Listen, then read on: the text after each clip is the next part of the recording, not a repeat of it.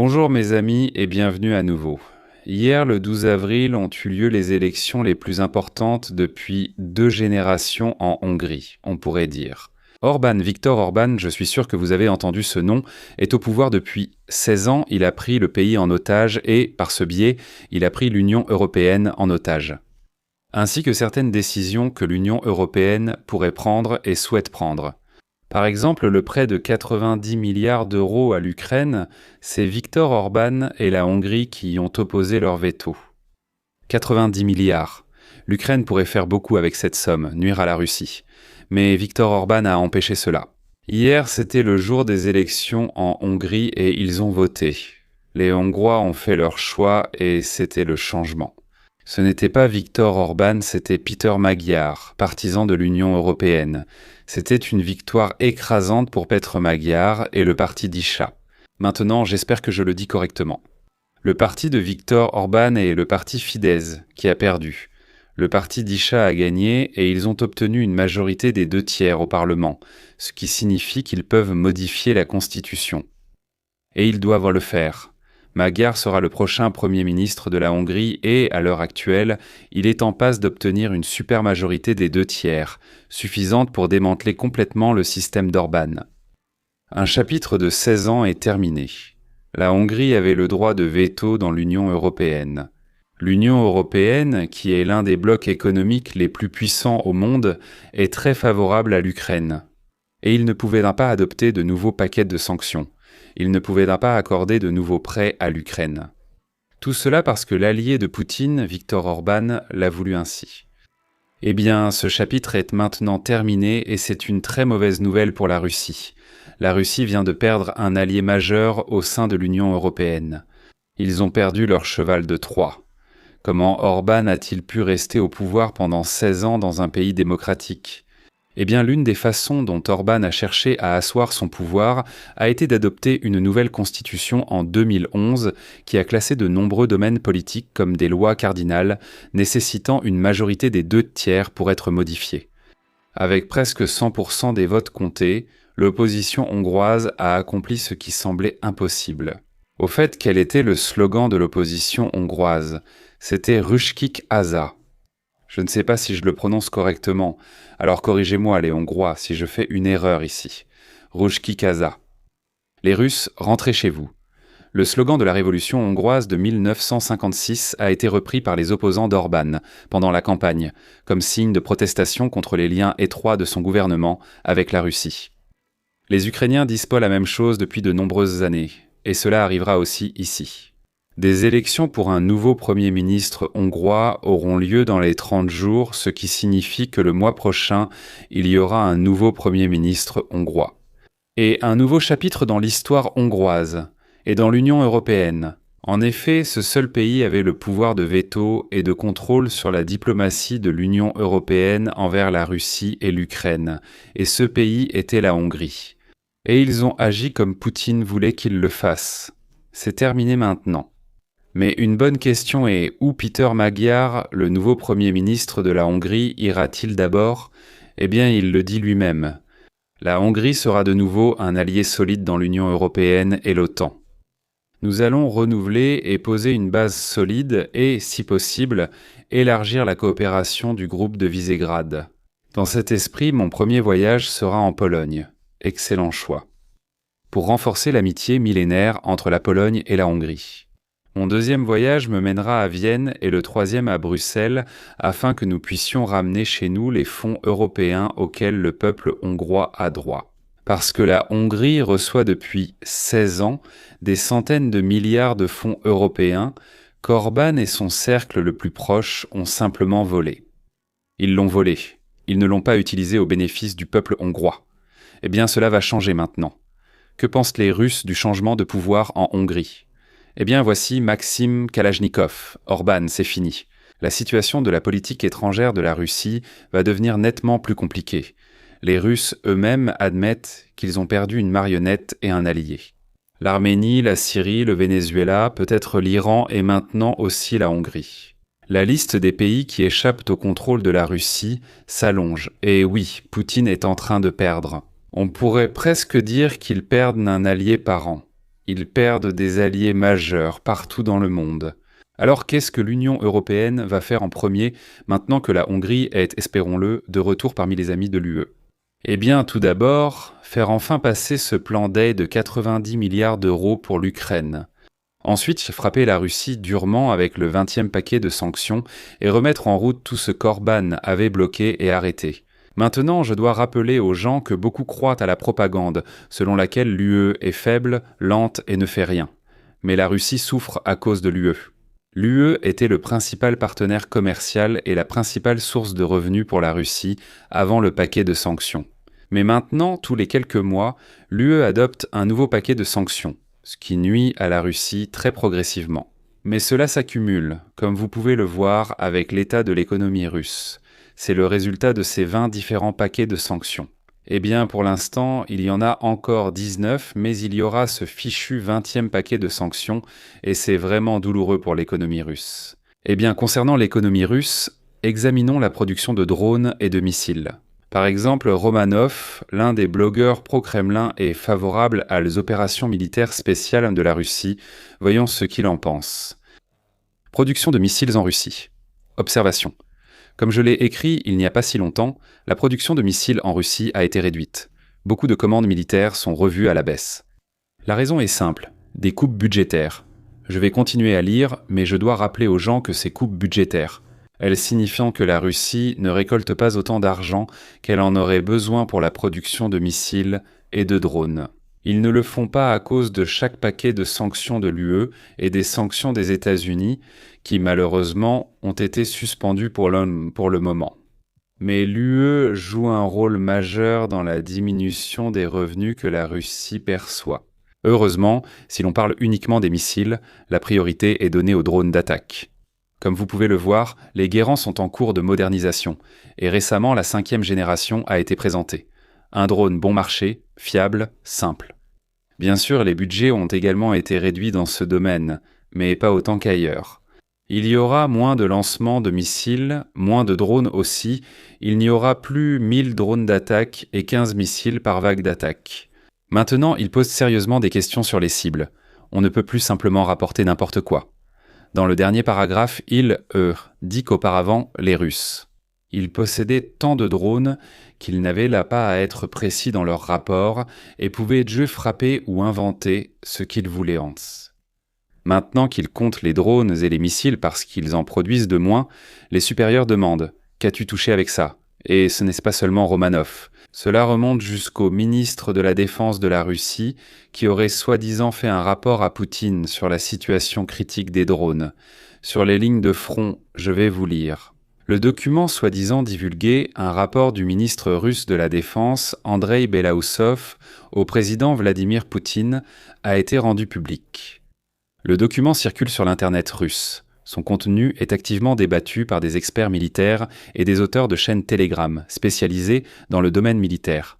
Selon le rapport, la situation des véhicules aériens sans pilote sur la ligne de front est qualifiée de critique.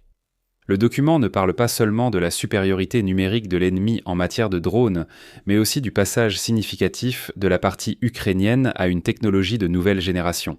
Le rapport indique que les Ukrainiens ont conservé leur avantage qualitatif, mais qu'ils surpassent désormais aussi les Russes en nombre, tout simplement. Et nous avons effectivement les statistiques pour étayer cela. Regardez ce graphique, c'est le graphique des frappes de drones à longue portée, Russie et Ukraine.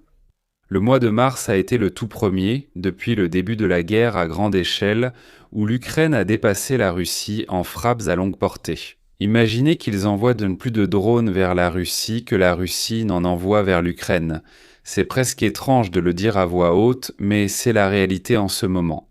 Et juste pour illustrer ce point, en parlant de la production de drones, une superbe vidéo vient d'être publiée montrant l'interception d'un Shahed avec un drone intercepteur Sting. Il y a beaucoup de ces vidéos, mais celle-ci montre l'interception d'un drone Shahed à moteur à réaction de nouvelle génération, qui vole plus haut et plus vite. De plus, la vidéo est en 4K d'habitude, on ne reçoit pas de vidéo d'interception en 4K, profitons-en simplement. Regardez ça. Je dois dire que cet intercepteur que vous voyez, le drone qui vole vers le Shahed, coûte environ 5 000 €, 5 à 10 000 €, ce qui fait que l'intercepteur reste encore plusieurs fois moins cher que ce drone Shahed. Ici même, ce qui est déjà très bon marché. C'est le type de solution sur lequel mise le Moyen-Orient. C'est pourquoi des pays comme le Qatar et les Émirats arabes unis signent un pacte de défense et de sécurité de 10 ans avec l'Ukraine. Parce que l'Ukraine est le seul pays qui peut leur donner ou leur vendre des centaines, voire des milliers de ces drones intercepteurs bon marché qui abattent les drones Shahed, coûtant beaucoup, beaucoup moins cher que le Shahed lui-même. Et ce qui attaque leur pays, c'est le drone Shahed, c'est le drone iranien Shahed. Malheureusement, les États-Unis ne vendent pas ce genre d'intercepteurs bon marché. Je suis certain que les États-Unis possèdent ce type de startups, je les ai vus. Ce n'est pas uniquement une technologie ukrainienne. Ces drones intercepteurs existent presque dans chaque pays, mais ils ne sont pas produits en masse de cette façon pour être exportés. Ils n'en sont encore qu'au stade du démarrage. Mais l'Ukraine est prête pour la production de masse et l'exportation, et les pays du Golfe sont fous de ces intercepteurs. Boum! Drone abattu. Cette prochaine nouvelle pourrait être une très bonne nouvelle pour moi, ou une très mauvaise. C'est étrange, c'est très contradictoire. Eh bien, la bonne nouvelle, c'est que les gardes-côtes suédois, encore une fois, ils sont très actifs en ce moment, ont arrêté et détenu, pas arrêté mais retenu, un vraquier de la flotte fantôme russe. Ce n'était pas un pétrolier, c'était un transporteur de charbon. Le vraquier Huiyuan, battant pavillon du Panama et lié à la flotte fantôme russe, a été détenu en Suède après avoir été surpris en train de rejeter des déchets de charbon dans la mer Baltique. Le navire qui faisait route de Russie vers Las Palmas a été intercepté et arraisonné au sud d'Ystad par les gardes-côtes suédois. C'est une excellente nouvelle que la Suède agisse ainsi. Nous ne faisons pas cela avec la marine estonienne, mais les gardes-côtes suédois le font, et bravo à eux. Par contre, je ne suis pas vraiment fan de la suite. Le capitaine du navire a reconnu avoir enfreint les réglementations environnementales et a versé une caution pour d'éventuelles amendes futures, après quoi le navire a été autorisé à repartir. Ils ont donc laissé partir le navire et infligé une amende au capitaine, quelle que soit la personne ou l'entreprise concernée. Et le montant de l'amende était de 2 500 €. Ce n'est rien, c'est vrai. Si l'entreprise est russe ou chinoise et qu'elle exploite ce navire, ils en auront parce que ce n'est vraiment rien du tout. Donc un grand bravo à la garde côtière suédoise et au système législatif pour leur avoir permis de détenir des navires russes. Mais ils doivent changer le montant de l'amende. Elle doit être tellement élevée que les Russes ou les Chinois réfléchiraient à 2 fois avant d'envoyer un pétrolier de la flotte fantôme dans les eaux suédoises. Le navire a été retenu ici, tout près de la Suède, comme vous le voyez. Et si jamais ils rejettent contre quoi que ce soit dans la mer Baltique qui soit mauvais pour l'environnement, alors les Suédois le ressentiront. C'est pour cela qu'ils protègent leur environnement. Mais le montant de l'amende est trop faible. Il faudrait qu'il soit 100 fois plus élevé. 2 500 €, oui. Multipliez cela par cent. C'est un bon montant. En parlant des navires chinois et de la Chine, eh bien, des ouvriers chinois en Russie manifestent dans une raffinerie de pétrole en particulier, où leurs salaires n'ont pas été payés pendant de nombreux mois. Ils protestent maintenant. C'est tellement étrange. Vous savez pourquoi ? Parce que les Russes ne peuvent pas manifester en Russie. Ils seront immédiatement arrêtés, condamnés à une amende et emprisonnés. Mais pas les Chinois. Les Chinois ont un statut particulier en Russie, puisque la Russie est pratiquement devenue un vassal de la Chine de nos jours. Poutine, aide-nous, c'est ce qu'ils disent. C'est pour ça qu'ils manifestent, parce que leurs salaires n'ont pas été payés depuis quelques mois. Ce sont des travailleurs étrangers, donc ils protestent. Que vont faire les Russes? Les détenir? Ils ne veulent pas fâcher les Chinois, non. Cela montre 2 choses. La Russie manque de travailleurs russes, donc ils en importent de Chine. Deuxièmement, ils manquent en fait de fonds pour payer ces travailleurs. Et troisièmement, le fait qu'ils ne détiennent pas ces travailleurs signifie qu'ils craignent la réaction chinoise. Ce qui veut dire que les citoyens chinois en Russie ont un statut supérieur à celui des citoyens russes en Russie. Très étrange, n'est-ce pas ? Des ouvriers chinois dans une raffinerie à Komsomolsk sur l'Amour ont organisé une manifestation. Donc voici la raffinerie de pétrole de Komsomolsk. Et vous pourriez vous dire, Arthur, de quoi tu parles tout le temps ? Comment les Russes peuvent-ils manquer d'argent ? Eh bien, je vais vous montrer une vidéo de Yakoutie, l'une des régions de Russie qui possède du pétrole, du gaz, de l'or, je crois du charbon et des diamants. Presque tout ce qui génère beaucoup d'argent dans un pays. Voici la Yakoutie et l'un de ses villages parmi des centaines similaires. C'est l'une des régions les plus riches en ressources naturelles de Russie. Et voici à quoi cela ressemble. Cela n'a pas été bombardé. Il n'y a pas eu de guerre dans cette région depuis des générations. Voilà à quoi cela ressemble. Inutile de bombarder la Russie, ce n'est qu'une décharge. Et cet argent ici, il sert à financer la guerre. Aucune des villes liées à ces mines où l'on extrait l'or, le charbon, les diamants, le pétrole et le gaz. Aucune d'entre elles ne bénéficie des avantages de ces ressources. On pourrait presque dire que Moscou vole les ressources de ces populations locales ici. Pâques approche. Et dans l'Église orthodoxe, eh bien dans tout le christianisme, mais dans l'orthodoxie, c'est une fête vraiment, vraiment importante. Tellement importante que Poutine l'utilise toujours à des fins de propagande et annonce un cessez-le-feu, qui n'est jamais un vrai cessez-le-feu. Le cessez-le-feu de Pâques, ça ne marche jamais. Poutine fait ça chaque année, mais personne n'arrête de tirer et les drones continuent de voler. Le cessez-le-feu en Ukraine, qui a duré environ 32 heures, était très étrange. L'artillerie s'est principalement arrêtée. Les attaques de drones à longue portée ont cessé. Les attaques de missiles ont été suspendues. Mais l'activité des drones à courte portée était normale, voire même plus élevée. Plus précisément, les Russes ont lancé des drones Molinia en masse hier, des drones Molinia. Tout comme l'année dernière, Poutine cherchait une occasion de se regrouper et d'accumuler des armes. Même ces 30 heures de répit ont été une bouffée d'air frais pour le régime en difficulté. Ils utilisent généralement la trêve de Pâques pour déplacer des troupes sans craindre autant une attaque de l'Ukraine, car l'Ukraine essaie elle aussi toujours d'obtenir une trêve. Donc lorsque les Russes rapportent cela, l'Ukraine a également cessé de tirer. Les Russes en profitent immédiatement pour se repositionner et remettre leur logistique en état.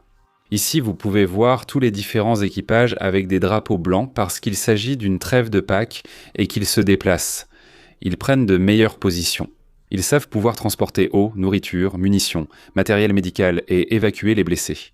Ils utilisent de ce temps pour renforcer leur position. Ce n'est pas une question de valeur ou de christianisme. Il s'agit seulement d'obtenir de meilleures positions à la fin de la trêve. Les Russes ont utilisé les troupes de l'Est uniquement dans des zones avantageuses pour améliorer leur position. Ils ont profité du silence pour évacuer les blessés, apporter de nouvelles munitions ou organiser la rotation. Les Russes envoient des groupes avec des drapeaux blancs pour mener des opérations de renforcement. En particulier, sur l'axe de Juliapol, après la trêve, il faut s'attendre à une augmentation de l'intensité des assauts. Donc oui, ce cessez-le-feu de propagande, comme chaque année, c'est aussi terminé cette année. Mais une bonne chose qui en est vraiment ressortie, c'est l'échange de prisonniers. Échange de prisonniers à l'Est, 175 soldats sont revenus de captivité et 175 prisonniers de guerre russes ont été renvoyés en Russie, où ils seront probablement immédiatement renvoyés au front. C'est aussi quelque chose que Poutine fait pour des raisons de propagande interne, afin d'être présenté aux Russes comme un homme au bon cœur, quel que soit le terme pour désigner quelqu'un qui organise des échanges de prisonniers. Eh bien, ces combattants ukrainiens, eux, ils ont le choix. Ils peuvent se reposer, être avec leur famille, mais je sais que beaucoup d'entre eux retourneront volontairement dans l'armée. Je connais personnellement beaucoup de gars, mes amis en Ukraine qui l'ont fait, qui ont été capturés et emprisonnés dans les prisons russes. Et ils ressentent ce besoin de s'assurer que plus personne ne soit plus jamais fait prisonnier. Et ils sentent qu'ils doivent faire quelque chose parce qu'ils savent ce qui peut arriver. Alors ils reviennent et veulent transmettre ce savoir et cette expérience aux forces armées ukrainiennes. Comme je l'ai mentionné, dans l'Église orthodoxe, aussi bien dans l'orthodoxie russe que dans l'orthodoxie ukrainienne, car ce sont deux églises différentes, Pâques est une fête très importante. Donc à Moscou, naturellement, ils organisaient ce grand rituel pascal à l'église, n'est-ce pas? Dans l'orthodoxie ukrainienne et russe, on ne s'assoit pas à l'église, il n'y a généralement pas de chaise. On reste debout. C'est l'une des différences entre, par exemple, le luthéranisme, le catholicisme et l'orthodoxie. Parce que dans l'orthodoxie, on ne s'assoit pas. Seules les personnes très âgées peuvent s'asseoir quelque part. Voici Elon Musk, le père d'Elon Musk, pour une raison quelconque, qui participe aux célébrations de Pâques russes dans l'église. Et il est assis alors que personne d'autre n'est assis. Même les personnes très âgées en Russie et en Ukraine ne s'assoient pas vraiment, parce que ça ne se fait pas. C'est irrespectueux. Elon Musk s'en fiche complètement. Regardez-le, il s'amuse bien dans cette église. Regardez-les. Il s'ennuie beaucoup, vous pouvez le voir. Il ne s'est même pas habillé pour l'occasion. Voilà mes amis, pour ce lundi. Je serai de retour chaque lundi, mercredi et vendredi. Alors si vous aimez mes vidéos, abonnez-vous à la chaîne, devenez membre et offrez-moi un café. Jusqu'à ma prochaine vidéo, Slavo Grini, et au revoir.